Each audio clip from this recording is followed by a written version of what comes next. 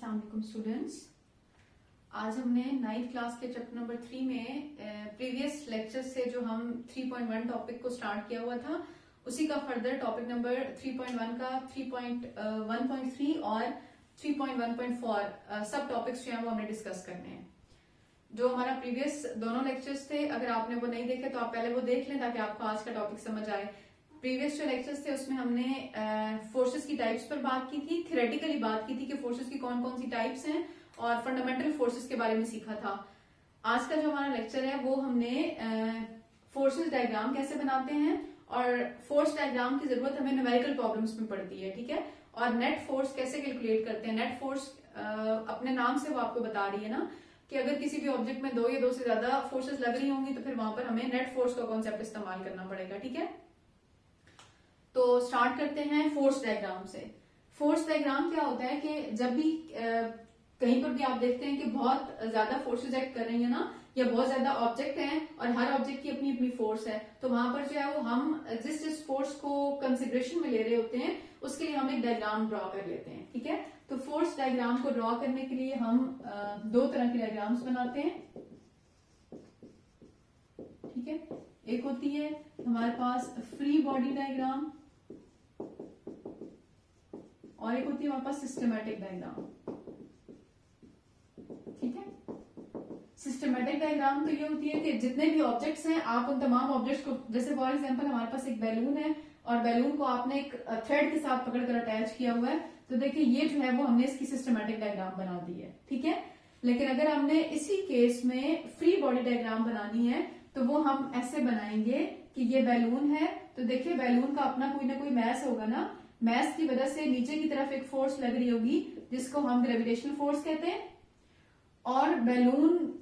एक थ्रेड के साथ अटैच है, तो थ्रेड की मदद से बैलून पर जो फोर्स लग रही है वो टेंशन फोर्स लग रही होगी, ठीक है। तो इस किस्म की अब ये जो मैंने डायग्राम बनाई है इसको हम फ्री बॉडी डायग्राम कहते हैं, फ्री बॉडी डायग्राम कहते हैं, क्योंकि आपने मतलब फोर्सेस को प्रॉपरली उनके नाम से और उनकी डायरेक्शंस के साथ रिप्रेजेंट कर दिया, और यहाँ पर जो है वो जस्ट आपने एक सिस्टम बना दिया कि हमारे पास बैलून है और थ्रेड है, तो इस किस्म की डायग्राम को हम सिस्टमैटिक डायग्राम कहते हैं, ठीक है। फॉर एग्जाम्पल हमारे पास जो है वो एक टेबल है और टेबल के ऊपर आपने एक बुक को रख दिया, ठीक है, तो ये हमारे पास सिस्टमैटिक डायग्राम हो गई है। लेकिन जब आप इसी बात को यूं एक्सप्लेन करेंगे कि टेबल के ऊपर जो बुक है वो इसकी तरफ से ऊपर की तरफ फोर्स लग रही है जिसको हम नॉर्मल फोर्स कहते हैं, और टेबल का अपना जो वेट है उसकी वजह से नीचे की तरफ फोर्स लग रही है जिसको हम फोर्स ऑफ ग्रेविटी कहते हैं। तो आपने ये सिस्टमैटिक डायग्राम बनाई है और उसी के लिए जब आपने दोनों फोर्सेस को प्रॉपर एरोहेड के साथ उनकी डायरेक्शन के साथ रिप्रेजेंट कर लिया तो ये जो है वो हमारे पास इसकी फ्री बॉडी डायग्राम बन गई है, ठीक है। जैसे जैसे हम आगे चलेंगे न्यूमेरिकल सॉल्व करेंगे तो ये कॉन्सेप्ट आपको मजीद क्लियर होता चला जाएगा, क्योंकि जहां जहां पर हमें फोर्स डायग्राम बनाने की जरूरत पड़ती है तो हम फ्री बॉडी डायग्राम बनाते हैं और फिर इसको डायरेक्शंस को और मैग्नीट्यूड को यूज करके हम अपनी कैलकुलेशन को सिंप्लीफाई कर लेते हैं, ठीक है। सो ये भी हमारा छोटा सा थियोरेटिकल टॉपिक था। तो अगर हम बुक को देखें तो देखें पेज नंबर 66 पर लिखा हुआ है कि in order to study forces and their effect on the object we should familiarize ourselves with the skill of drawing force diagram, ठीक है। Commonly two types of force diagrams, system diagram and free body diagram are used. System diagram is a visual expression of all the object. Free body diagram is the schematic representation in which only the object being analyzed is drawn with arrow showing all the forces acting on the object. मतलब दोनों को आपको define करके बता रहे हैं systematic diagram क्या होती है और फ्री बॉडी डायग्राम क्या होती है। और साथ में टेबल में देखें तो फ्री बॉडी डायग्राम में उसने आपको सेम वही बात है कि ऑब्जेक्ट्स जो जो भी हैं वो बनाकर बताए गए हैं, और सिस्टमैटिक डायग्राम में ऑब्जेक्ट्स और फ्री बॉडी डायग्राम के अंदर उसने आपको फोर्सेस की रिस्पेक्टिव डायरेक्शंस के बारे में बताया है कि कोई भी फोर्स लग रही है तो वो किस रिस्पेक्टिव डायरेक्शन में लग रही है। जैसे है हमारे पास एक फिश है तो ऊपर की तरफ टेंशन है, नीचे की तरफ ग्रेविटेशनल फोर्स है। अगर हमारे पास एक बॉल है एयर में तो नीचे की तरफ ग्रेविटी और ऊपर की तरफ ड्रैग फोर्स लग रही है। फिर हमारे पास कोई भी ऑब्जेक्ट है, बुक है, टेबल पर पड़ी है, तो नीचे की तरफ ग्रेविटी और ऊपर की तरफ जो है वो हमारे पास एक नॉर्मल रिएक्शन फोर्स लग रही है। तो ये दोनों जो है वो फ्री बॉडी डायग्राम बनाने के तरीकेकार होते हैं। इनमें से फोर्स डायग्राम बनाने का तरीका होता है और इनमें से जो फ्री बॉडी डायग्राम का कॉन्सेप्ट है वो ज्यादातर न्यूमेरिकल प्रॉब्लम्स में यूज किया जाता है, ठीक है। फर्दर जो है वो हमारे पास जो इसी का नेक्स्ट सब टॉपिक है वो कॉन्सेप्ट ऑफ नेट फोर्स है, ठीक है। हम इसे रिजल्टेंट फोर्स भी कह सकते हैं, हम इसे नेट फोर्स भी कह सकते हैं। तो रिजल्टेंट फोर्स जो है वो अगर हम प्रॉपरली डिफाइन करना चाहें तो वो हम यूं कर सकते हैं, नेट या रिजल्टेंट, कि नेट या रिजल्टेंट फोर्स को डिफाइन हम यूं कर सकते हैं, it is the sum of all the forces acting on the system. ठीक है, ये नहीं कि अगर किसी भी सिस्टम पर बहुत ज्यादा फोर्सेस लग रही होती हैं तो इन तमाम फोर्सेस को जब आप सम अप कर लेते हैं तो सम अप करने से जो फोर्स बनती है उसको हम रिजल्टेंट फोर्स या नेट फोर्स कह रहे होते हैं। ठीक है, अब उसके लिए वो आपको एग्जांपल दे रहा है कि फॉर एग्जांपल एक पर्सन है, ठीक है, इन्होंने जो है वो रस्सी को पकड़ा हुआ है, एक और पर्सन है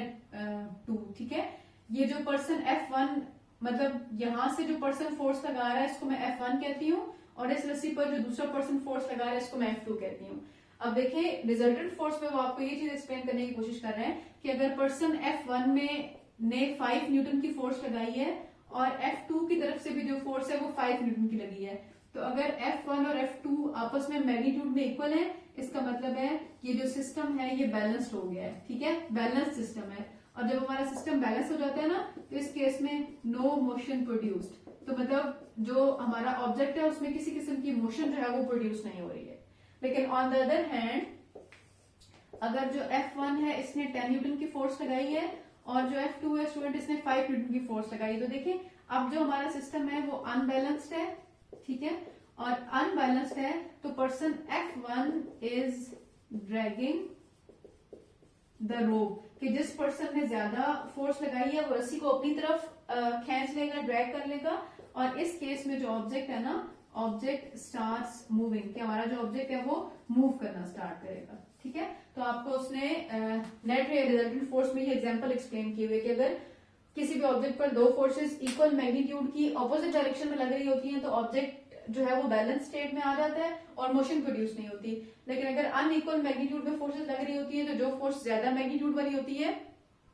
उसका इफेक्ट या इन्फ्लुएंस ज्यादा होता है और हमारा जो ऑब्जेक्ट है वो मूव करना स्टार्ट कर देता है। ठीक है, नेट फोर्स भी या रिजल्टेंट फोर्स भी तमाम फोर्सेस का वेक्टर सम होती है, तो फिर जो नेट फोर्स है वो भी एक वेक्टर क्वांटिटी है। ठीक है, और वेक्टर क्वांटिटी के पास मैग्नीट्यूड के साथ साथ डायरेक्शन भी मौजूद होनी चाहिए। तो हमारे पास जो रिजल्टेंट फोर्स है इसकी डायरेक्शन भी होती है, और फोर्सेस की डायरेक्शन अगर आपने लेनी होती है तो फोर्स एक वेक्टर क्वांटिटी है, तो डायरेक्शन के लिए जो है वो हम head to tail rule use करते हैं कि जितनी भी फोर्सेस गिवन है उन तमाम फोर्सेस को हम गिवन डायरेक्शंस में ड्रॉ करना शुरू करते हैं। फिर पहली फोर्स से लेकर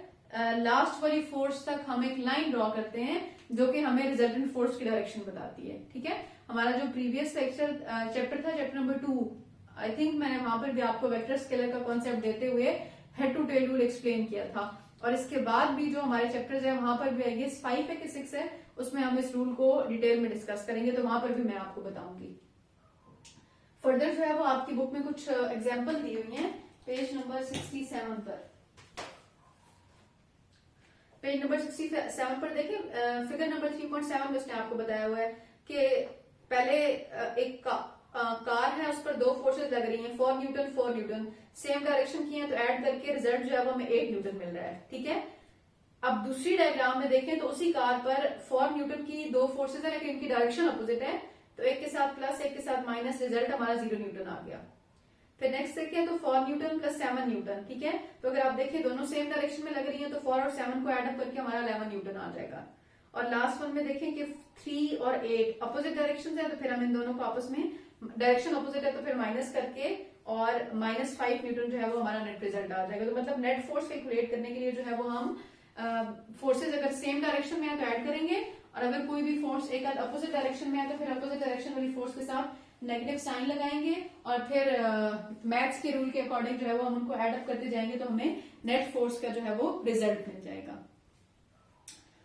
यहाँ पर हमारा जो टॉपिक 3.1 है वो कंप्लीट हो जाता है, जिसमें हमने फोर्सेस पर ही सारी बात की थी। अब इंशाल्लाह जो हमारा नेक्स्ट लेक्चर है उसमें हम न्यूटन के लॉस देखेंगे, और हम ये देखेंगे कि जब भी किसी ऑब्जेक्ट पर फोर्स लगाते हैं तो उसकी जो स्टेट ऑफ मोशन चेंज होती है वो कैसे चेंज होती है, उसके बारे में जो डिटेल है वो हमें न्यूटन के लॉस में मिलती है। तो नेक्स्ट लेक्चर में हम जो है वो इंशाल्लाह न्यूटन के लॉस को स्टार्ट करेंगे।